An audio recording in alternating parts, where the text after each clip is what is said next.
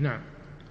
وذكر حديث أبي رزين العقيلي: قلت يا رسول الله أين كان ربنا قبل أن يخلق السماوات والأرض؟ قال: في عماء، ما تحته هواء وما فوقه هواء، ثم خلق عرشه على الماء. المخلوقات كلها هذه حادثة، العرش والسماوات كلها مخلوقات حادثة بعد أن لم تكن. أما الله جل وعلا فإنه لا بداية له، لا بداية له. أين يكون قبل خلق السماوات والأرض؟ كان في السحاب، عمى يعني سحاب، ما فوقه هوى وما تحته هوى، لأنه ليس بحاجة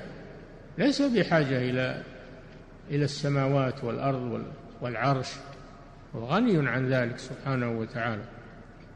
هذه مخلوقات الله غني عنها، نعم، هي التي محتاجة إليه. نعم. قال: في عماء، ما تحته هواء